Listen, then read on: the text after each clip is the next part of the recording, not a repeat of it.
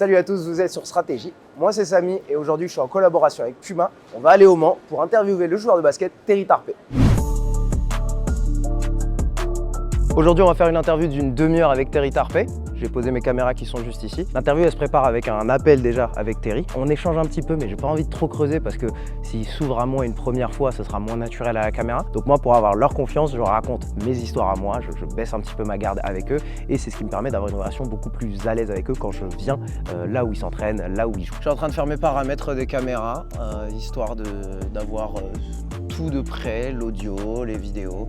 Comme ça quand il arrive, le joueur, on est à l'aise et on peut démarrer. Qui dit non à la NBA?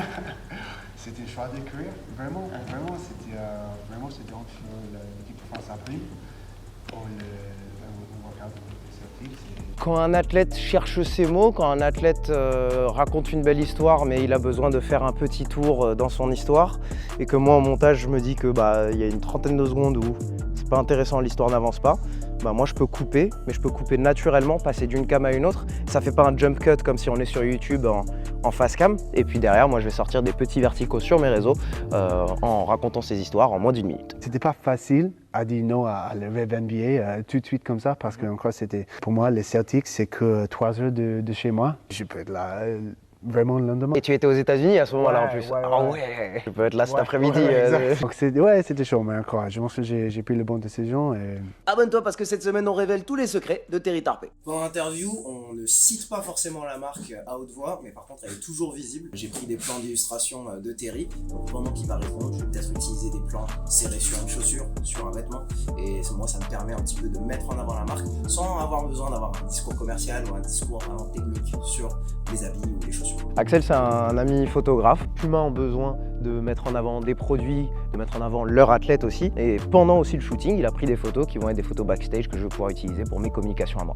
Maintenant on sort du tournage et en général ce qui se passe c'est que dans le train, je sors mon téléphone et je commence à prendre des notes des moments qui m'ont le plus marqué pendant cette interview. Je classe un petit peu ce qui m'a intéressé le plus et je sais que je vais aller vers ça au montage pour faire mes petites découpes. Si j'ai deux conseils à partager aux annonceurs qui ont envie de faire des opérations similaires, c'est de donner votre confiance aux créateurs. Si les créateurs ont une audience, il y a une raison, il faut leur donner la confiance sur leur calendrier éditorial, leur charte éditoriale, ce qu'ils ont envie de dire.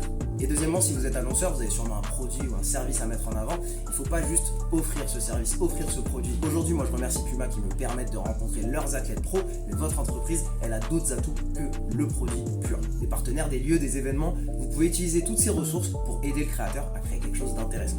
Ce que j'apprécie avec Puma, c'est qu'ils m'ont donné leur confiance. Je cherchais mon format, je cherchais ma rythmique d'interview et tout ça, ça m'a pris du temps et ils m'ont pas mis la pression dès le début pour atteindre un nombre de vues. Et ça, c'est un conseil que j'ai envie aussi de vous partager.